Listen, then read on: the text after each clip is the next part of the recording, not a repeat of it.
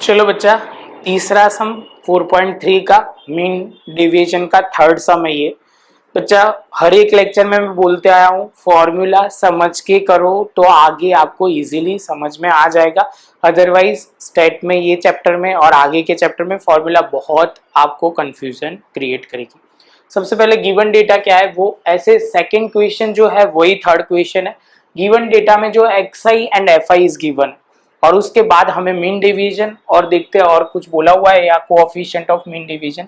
Find out the mean division पहला point बोला हुआ है एंड दूसरा बोला हुआ है कोएफिशिएंट ऑफ मीन डिवीजन, तो यहाँ पे बोल दिया है तो ये पॉइंट ध्यान में रखना है। Of distribution of a taken time as per call दिया हुआ है।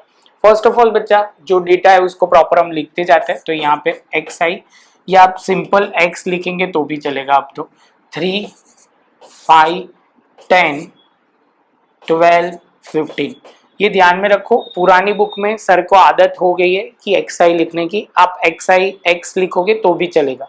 तो हम ये x हो गया, उसके बाद यहाँ पे हमने लिखा f फ्रीक्वेंसी 4, 7, 6, 2, 1। सबसे पहला पॉइंट बच्चा जो आपको माइंड में होना चाहिए, हमें क्या करना है वो क्लियर होना चाहिए।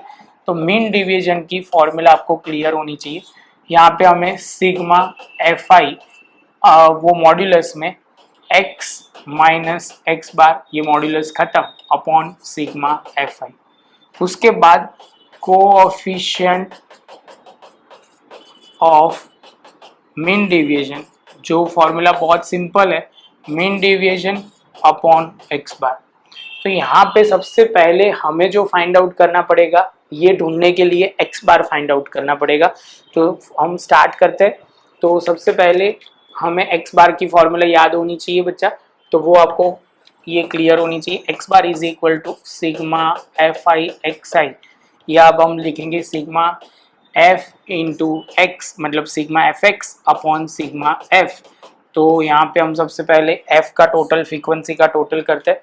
2 + 7 + 6 + 2 + 1, तो ये हो जाएगा 20। अब यहाँ पे एफ एक्स जो है वो करना शुरू करते हैं। ये दोनों को मल्टीप्लाई करना है बच्चा, कौन से वाले से, तो ये दोनों को मल्टीप्लाई करना है।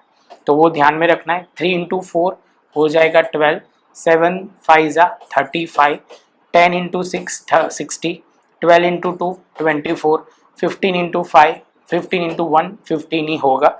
और उसके बाद बच्चा अब टोटल करना स्टार्ट करते हैं। तो 12 + 35 + 60 + 24 + 15 146 आ जाएगा।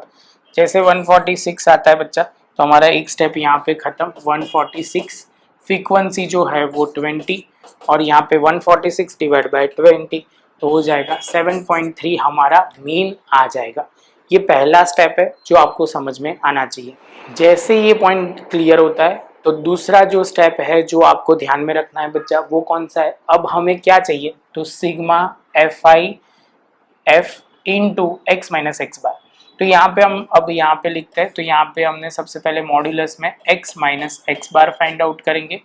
दूसरे में जो हम फाइंड आउट करेंगे वो क्या है, तो f frequency into x minus x bar करेंगे। इन मॉड्यूलस आपको वो ध्यान में रखना है, फ्रीक्वेंसी इन मॉड्यूलस होगा x माइनस एक्स बार, दोनों को मल्टीप्लाई करके आंसर चाहिए।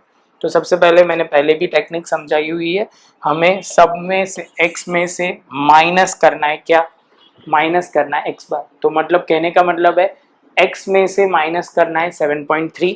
तो मैंने वो टेक्निक बोली हुई है, 7.3 माइनस माइनस 2 बार और यहाँ पे लिखते जाएंगे 3 इज इक्वल टू, तो यहाँ पे आ जाएगा 4.3। माइनस नहीं लिखेंगे क्योंकि मॉड्यूलस में है इसलिए। उसके बाद है 5 इज इक्वल टू, तो 2.3। उसके बाद 10 इज इक्वल टू, यहाँ गलती से भी बीच में कोई और बटन दब गया तो आपका चला जाएगा, माइनस इज इक्वल टू और यहाँ पे करेंगे 10 तो ये हो जाएगा 2.7। 12 इज इक्वल टू तो हो जाएगा 4.7। उसके बाद 15 इज इक्वल टू तो 7.7। तो ये होता जाएगा। मल्टीप्लाई करते हैं फ्रीक्वेंसी के साथ, तो ये क्या कौन से मल्टीप्लाई होगा, तो देख लो ये रही फ्रीक्वेंसी और ये रहा, ये मल्टीप्लाई होगा। तो दोनों को मल्टीप्लाई करते हैं तो 4.3 इंटू 4 तो हो जाएगा 17.2। यहाँ पे 2.3 इंटू 7 तो हो जाएगा 16.1, 2.7 इंटू बच्चा यहाँ पे 2.7 इंटू 6 को मल्टीप्लाई करोगे तो 16.2, 4.7 इंटू 2 करोगे तो हो जाएगा 9.4, 7.7 इंटू 1 तो करोगे तो 7.7 आ जाएगा।